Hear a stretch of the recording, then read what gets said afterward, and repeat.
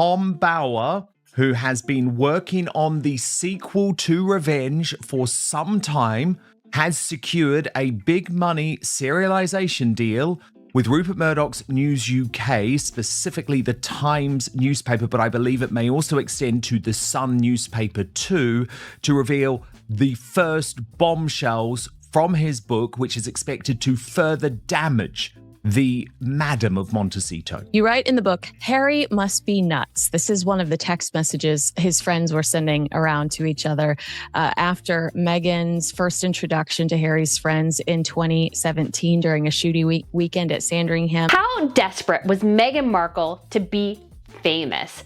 Well, apparently, according to Tom Bower's book, she basically spent seemingly all her money with the sole goal of intention of finding the right connections and being as famous as humanly possible. And so he became hypersensitive and blamed the media for the crashes of his relationships, never thinking that they could have something to do with himself.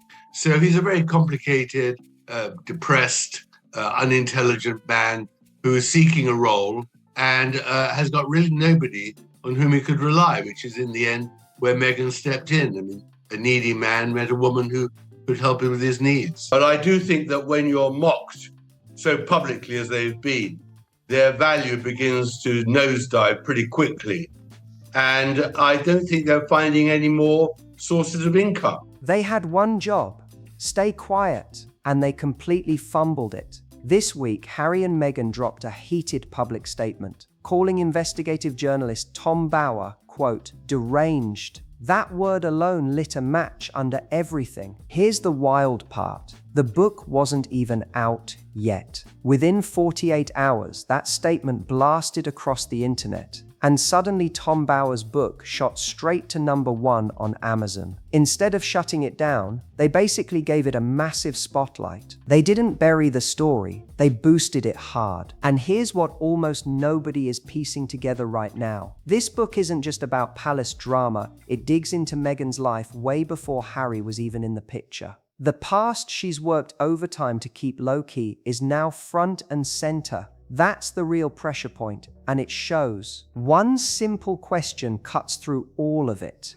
If the book is packed with lies, why not sue? Harry is known for taking legal action. He's gone after British tabloids, stood in court, and openly talked about press intrusion. Lawsuits aren't new territory for him, so why skip this one? They didn't sue when Revenge dropped in 2022. They called it false, trashed it publicly, but still no lawsuit. And now, same pattern, same silence in court. Tom Bower isn't some random gossip writer. He's a trained barrister, a real lawyer who builds cases, stacks evidence, and documents everything carefully. He's written over 25 books on powerful figures, politicians, billionaires, royals, and not one has taken him down in court. Not one. Then things got even more intense in Vancouver. At the Invictus Games, a group of supporters surrounded him, filmed him, tried to embarrass him online, but that move backfired fast. They placed him right at the scene, on camera, turning him into a confirmed eyewitness to everything happening there. That is the picture Tom Bower paints in about the first 100 or so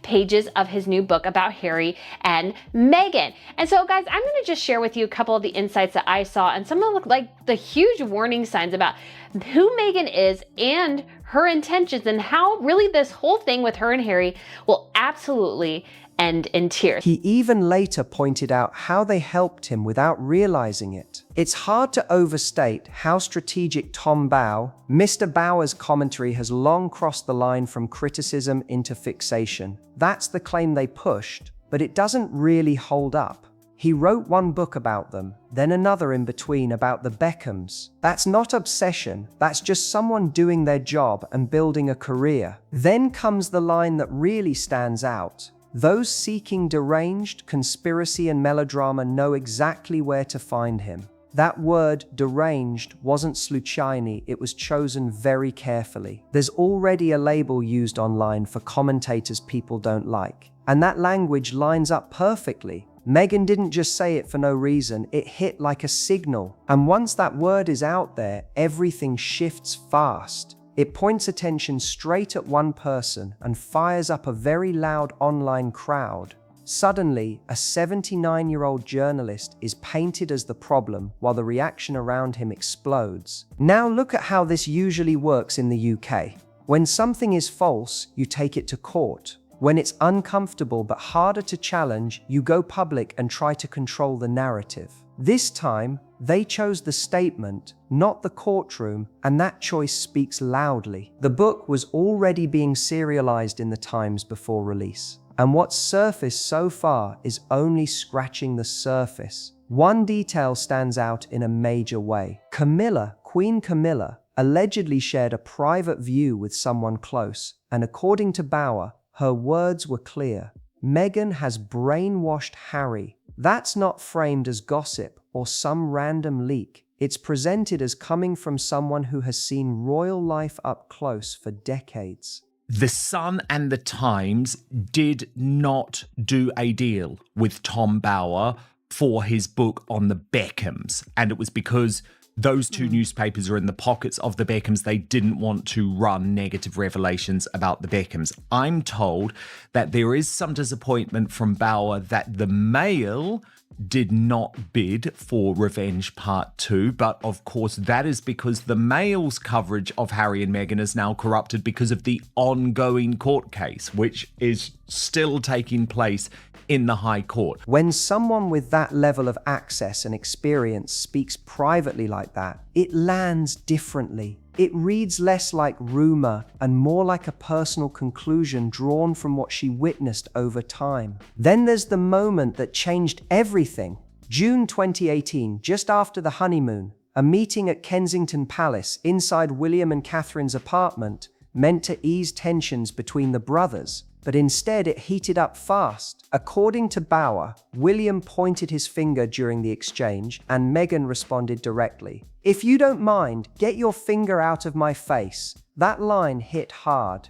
In that room, in that moment, it became clear to everyone there, this situation wasn't going to be smoothed over. Harry didn't just drift away. He cut ties fast. He even changed his phone number without telling his own family. Friends from his entire past? Gone overnight. Some didn't even make it onto the guest list for the wedding after party. They showed up for the ceremony, sure, but after that they were out. Even his former royal butler confirmed it publicly. This wasn't friends walking away. This looked like Harry being pulled out of that circle completely. Then things started to spiral on the professional side. Harry flew to Tokyo, urgently trying to secure backing from a Japanese billionaire just to keep his charity afloat. That's not a casual trip, that's pressure building fast. On a flight to Singapore, Dr. Sophie Shand reportedly handed him a full brand audit. Sometimes, I don't know, words seem superfluous really. Meghan shared that bedside twerking video, taken shortly apparently before she gave birth to Lilibet. Remember the child that she named after the Queen's private nickname that was given to by Duke of Edinburgh, without getting permission from the Queen. 50 major corporations were surveyed, and the results hit hard. His public image had taken a serious hit. Meghan was described, in a direct quote, as a reputational liability. That's not light criticism. That's a red flag from major players. Harry's reaction? Instead of focusing on the data, he compared his situation to Johnny Depp. That raised eyebrows instantly. Then just months later, Sophie Shand was out, after publicly accusing Harry of harassment, and the charity itself fell apart. Everything around this situation started collapsing at once, and it didn't stop there. Their Netflix momentum didn't land the way expected. Harry's polo documentary reportedly ranked far down the list. And at a major Netflix showcase, comedian John Mulaney openly mocked them in front of top executives and big-name celebrities. Meghan's show, not even mentioned during the keynote. That silence spoke volumes. So what was the response? Shift the optics. Cameras rolling in a wildfire zone, but that move triggered backlash instead. Filmmaker Justine Bateman went public, calling them disaster tourists. That phrase spread everywhere. Thousands picked it up, and suddenly the narrative flipped again. Every attempt to look authentic seemed to bounce back the wrong way. And this is where the real pressure kicks in. Because Tom Bower's track record shows a pattern, he digs into the parts of people's stories they work hardest to keep out of sight. So the big question gets louder. Who was Meghan before Harry entered the picture? She worked as a briefcase model on Deal or No Deal. She's spoken about how much she disliked that role, feeling like it boxed her in. She was never pregnant at all. Instead, the videos embolden conspiracy theorists. They're calling it Megspiracy, and the pair are being subjected to yet more merciless ridicule. For Harry and Meghan, it's more a case of never reign and never abstain, especially when it comes to nauseating self-publicity, which invariably backfired. At that stage, her career was still finding its footing. Pilot episodes that didn't move forward, smaller acting roles, and guest appearances that didn't always stick with audiences. By traditional Hollywood standards at that time, she wasn't widely known yet. Not a household name, not a major star, just someone still trying to break through in a competitive industry. Piers Morgan has zero love for Meghan Markle. He has made that quite clear. But apparently he took his Meghan obsession too far, and you know what? The Duchess has struck back. She sure did, and that may be why he's out of a job now. But Piers is doubling down. Then came Suits, a cable legal drama filmed in Toronto, and this is where things started to shift in a noticeable way. Tom Bower laid this out in Revenge, and now circles back to it again in Betrayal. First, Trevor Engelson, together for 7 years, married in Jamaica in 2011. Friends at the time described it as a real love story, something solid. Then Suits took off, and Meghan moved to Toronto. Within 2 years, the marriage was over. Engelson was reportedly caught completely off guard. No warning, no build-up, just done. Then came chef Corey Vitiello. They lived together for about 2 years, and right as that relationship ended, a mutual connection introduced her to Harry. The timing raised eyebrows. Bower's claim is that this pattern shows up again and again. Before the palace, before Harry, relationships, friendships, connections. According to his account, when a new opportunity appeared, the previous chapter would close fast, with no return. And long before royal life entered the picture, there were already quiet questions floating around Hollywood circles. The private events, the elite gatherings, the rooms filled with powerful and wealthy figures most people never even get near. Those questions didn't come with clear answers or direct denials with detail. And this is exactly the kind of ground Tom Bower focuses on, digging into areas people tend to avoid addressing directly. So it raises a bigger question. How much of Meghan's public image was completely authentic, and how much was carefully shaped over time? Then there's the topic that always brings the strongest reactions. Meghan's Netflix series, released to the world this morning, is packed with, well, not really revelations, are they? It's sort of rehashed old revelations with a new twist. As it turns out, we've apparently been wrong all along. Britain is a nasty, racist hellhole where only magnificent Meghan stood up to all this, and the world's biggest victims are not the people of Ukraine. Archie and Lilibet, different public figures, have spoken out with their own views, and it's created ongoing debate. Royal author Lady Colin Campbell has publicly called for clear confirmation regarding the births. Meghan's father, Thomas Markle, has also said questions should be addressed. Her half-sister Samantha Markle has made statements on record as well. Reports have even mentioned a former palace courtier speaking anonymously in media coverage. At the same time, it's important to note, these are claims and opinions that have circulated publicly, not confirmed facts. Still, the discussion has continued for years. What adds to the mystery is how private everything has been. Since their births, both children have been kept largely out of the public eye. That level of secrecy has only fueled more curiosity and kept the conversation going. The legal side of this gets serious fast. Under British royal succession rules, the circumstances of a birth can actually matter in determining a child's place in line. Archie and Lilibet are currently 6th and 7th in line to the throne, and any legal challenge, even hypothetical, would carry major consequences for titles and succession. Then there's how different Archie's birth looked compared to past royal traditions. No hospital steps photo, which people had come to expect. The level of privacy around the delivery stood out immediately. It wasn't the usual royal rollout, and that caught attention. In June 2025, Meghan posted a video on Instagram dancing with Harry, clearly showing a baby bump.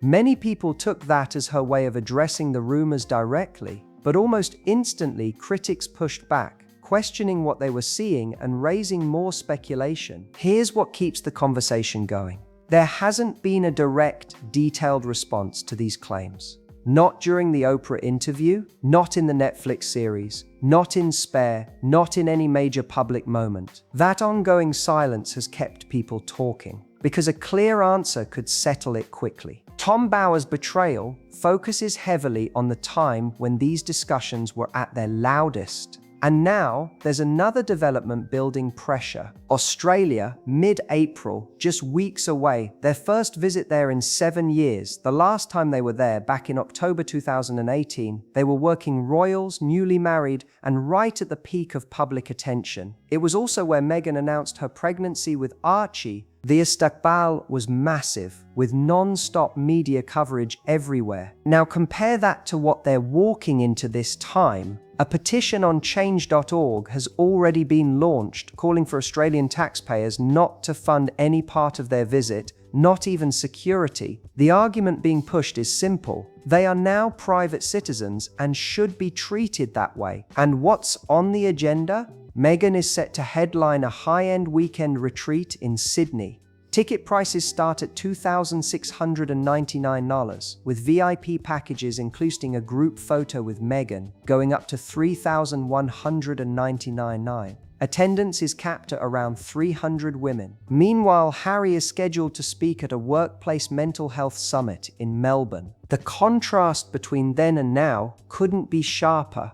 And people are definitely noticing. This is the same Harry who, according to reports, watched as members of his online supporter base went after Sophie Shand on social media, right after she had tried to help stabilize his charity. That situation raised serious questions, especially now that he's stepping onto stages to speak about mental health in the workplace. Royal commentator Rob Shooter didn't hold back. He pointed out what a lot of people are already thinking. This isn't a royal tour. They're showing up as private individuals while still being tied to ongoing royal headlines. That distinction matters, and people are paying attention. Guys, an internet glitch on Meghan Markle's website has revealed more than she probably ever wanted people to know about how poorly her business is performing. Yes, oh yes, she tried to really promote last year that As Ever was this massive success. It was selling out left, right, and center. But just, about 8, 9, 10 months in, we see a very different picture. Then historian Tim Ewart added something even sharper. He suggested Australia played a key role in the breakdown that eventually led to their royal exit. According to that view, the last visit didn't just create tension. It may have triggered deeper issues that couldn't be repaired. And now they're heading back, presenting it as a major return.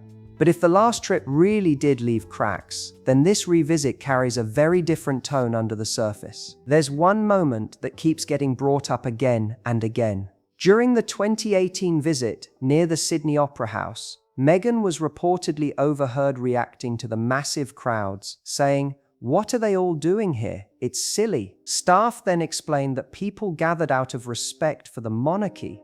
That detail stuck with a lot of observers. Back then, crowds showed up freely just to catch a glimpse. Fast forward to now, and the situation looks very different. In 2026, access comes with a price tag. Packages reaching up to $3,000 for a chance to be part of a small, controlled setting. That contrast is hard to ignore. New York Post reporting that indeed it is now operating as all smoke and mirrors. Sarah Nathan, who is their editor-at-large, said that Harry and Meghan have been forced to downsize the staff as it was costing them so much. The big question was, would Archewell close or would another charity take over? Harry and Meghan were looking to get a fiscal sponsor, someone to take on the outgoing costs and to keep things cheap. Really, it's all smoke and mirrors. Page 6 confirmed that 3 members, 60% of the charity staff, have now been let go. But of course, what this tax information really reveals is that they are using Archewell to fund their lifestyle, not to change the world, because the security bill alone is said to be around $2 million a year, with money flowing out of the charity. So Archewell actually recorded total expenses of $5.1 million, according to its latest 990 form. Salaries for 2024 were listed at $913,000. Expenses were up 54% year on year, soaring from $3.3 million. Other expenses recorded at $2.9 million. Meanwhile, donations and grants to the group dipped from $5.3 million in 2023 to $2.1 million in 2024. Insiders skeptical of how Archewell, which doled out $1.25 million in grants in 2024, can continue. The source said if they're shooting out grants, then that's a net loss and they're not bringing in that much money. So Brittany, when you think about this, I believe it is clear exposure of what Archewell really is. A PR project, nothing more. It's disgusting. And the timing, it's intense. Tom Bower's book releases March 26. They arrive in Australia just weeks later, mid-April. Every journalist, every interviewer, every camera crew will have gone through that book in detail. The questions are already lining up. Before that public statement, the book had steady interest. After the statement, it shot straight to #1 on Amazon before copies even shipped. That reaction changed everything. Across social media, people kept saying the same thing. They weren't planning to read it until the response pulled them in. And major outlets didn't just cover the book, they covered the reaction to it. People Magazine, Daily Beast, AOL, IB Times, Parade. The story went global fast. There's a name for this, and it's not new. It's called the Streisand effect. Barbra Streisand once tried to suppress photos of her Malibu home through legal action. And instead, those photos exploded across the internet, seen by millions. The muhawala to hide it didn't work. It made it impossible to ignore. And that's exactly what's happening here. The attempt to shut something down didn't shrink the story, it supercharged it. This didn't just happen by accident either. The reaction came fast, loud, and before the full picture was even out. Because here's the key detail. These are only excerpts. The full book drops March 26th. Entire chapters haven't even been seen yet. The parts still under wraps? That's what's really creating tension. Responding before the full release made everything feel rushed, and people noticed. That statement calling Bower deranged didn't shut anything down. It flipped a switch. Overnight, it pushed the book to #1 and pulled global attention straight toward it. 7 years ago, Australia welcomed them with massive crowds and non-stop support. Now, there's a petition pushing back, headlines everywhere, and a book dominating charts before most people have even opened it. High-priced events, unanswered questions, years of silence where clarity could have ended the noise. Everything is now being dragged back into focus, and it's all being documented by someone they haven't taken to court, haven't stopped, and haven't slowed down. They wanted this to disappear. Instead, they made sure the entire world is watching, and nobody is looking away. If you made it this far, drop your thoughts below. Do you think this backfired, or was it calculated? Hit like, subscribe, share this with someone who's following the story, and jump into the comments